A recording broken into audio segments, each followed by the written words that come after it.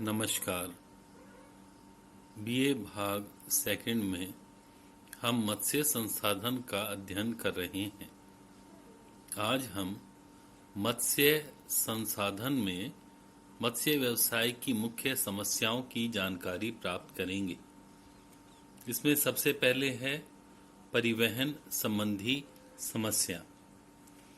मछली उत्पादक क्षेत्रों में समुद्री सतह पर बड़े बड़े भारी जाल फैले होते हैं और वहां पर जाने वाले बड़े जलपोत जब गुजरते हैं तो इन जालों को नष्ट कर देते हैं। दूसरा है अति दोहन या अति उत्पादन। वर्तमान समय में आधुनिक प्रकार के यंत्र और इस तरह के जल यान विकसित हो चुके हैं जो कि कम समय में ही बहुत संख्या में मछलियों को पकड़ लेते हैं। इस तरह से अति दोहन के कारण से कई मछली की प्रजातियां समाप्त प्राय अवस्था में आ चुकी हैं और इससे पारिस्थितिक संतुलन भी बिगड़ने लगा है। अतः मछली पकड़ने का कार्य योजनाबद्ध तरीके से सिस्टमैटिक और केवल आवश्यकता अनुसार ही सीमित मात्रा में होना चाहिए। अगली समस्या है जल प्रदूषण की समस्या। जलीय क्षेत्रों के अंदर जहाजों के द्वारा निकलने वाला तेल औद्योगिक अपशिष्ट के द्वारा तथा विषैले रसायनों के कारण से समुद्री जल प्रदूषित होता है और इस कारण से वहां का पारितंत्र भी प्रदूषित हो जाता है, असंतुलित हो जाता है। वहां की छोटी मछलियां, उनके अंडे भी खत्म हो जाते हैं। ये बड़ी समस्या वहां देखी जाती है।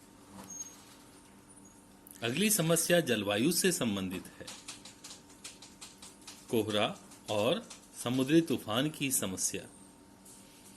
उष्णकटिबंधीय सागरों में कई बार तूफान आते हैं जिसके कारण से मत्स्यन को, मछुआरों को, उनके नौकाओं को काफी क्षति पहुंचती है। और इसी प्रकार से शीतोष्ण सागरों में जहां पर गर्म और ठंडी जलधाराएं मिलती हैं, उनके मिलन क्षेत्रों में घना कोहरा छाया रहता है जिस कारण से वहां पर दुर्घटना की संभावना बनी रहती है और ये मछली पकड़ने में अवरोध पैदा करती है। एक अलग प्रकार की समस्या परभक्षियों की समस्या है।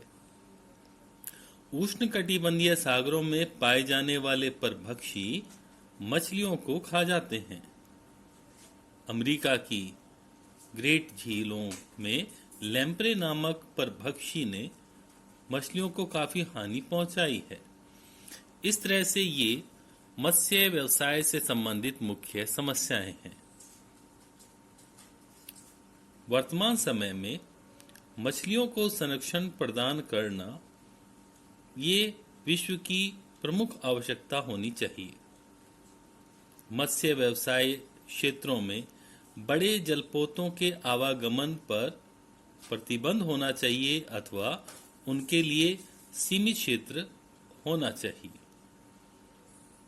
इसके अतिरिक्त औद्योगिक अपशिष्टों के द्वारा निकलने के कारण से होने वाले नुकसान को भी रोकना चाहिए ताकि इन दूषित पदार्थों के कारण से समुद्री जल